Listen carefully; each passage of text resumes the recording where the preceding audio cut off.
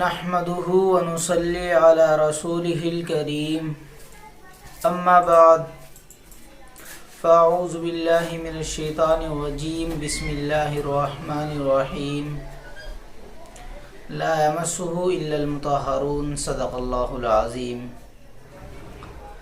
دوستو، آج میں آپ کے سامنے وضو کے تعلق سے دو مسائل بیان کروں گا۔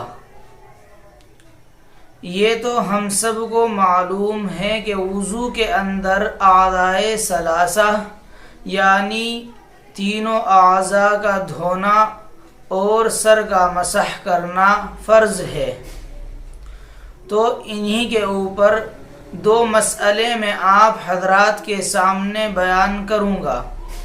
ہمارا پہلا مسئلہ ہے کہ مصنوعی اعضاء کے اوپر وضو کا کیا حکم ہے، اور دوسرا مسئلہ ہمارا ہے کہ نقلی چوٹی یعنی نقلی وگ کے اوپر ہمارا مسح کا کیا حکم ہوگا۔ تو دوستو آئیے شروع کرتے ہیں۔ تو ہمارا پہلا مسئلہ ہے کہ مصنوعی اعضاء کے اوپر وضو کا کیا حکم ہے۔ تو دوستو، سرجری کے ذریعے جو اعضاء لگائے جاتے ہیں وہ دو طرح کے ہوتے ہیں۔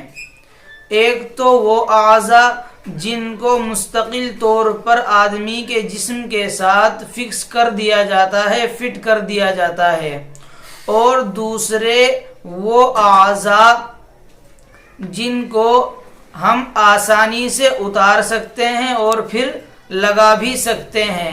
تو اگر پہلی صورت ہے یعنی اعضاء کو جسم کے ساتھ فٹ کیا گیا ہے اور اس کو اتارنا مشکل اور دشوار ہے، تو اس صورت میں وہ اصل شے کے حکم میں ہوں گے، یعنی ان پر مسح کرنا فرض ہوگا۔ اور اگر دوسری صورت ہے یعنی اعضاء کو جو ہمارے مصنوعی اعضاء ہیں انہیں ہم اتار سکتے ہیں اور پھر لگا سکتے ہیں، یعنی اتارنے چڑھانے میں کوئی دقت نہیں ہے، تو ان اعضاء پر مسح کرنا فرض نہیں ہوگا۔ اور ہمارا دوسرا مسئلہ ہے کہ نقلی چوٹی پر مسح کا کیا حکم ہے۔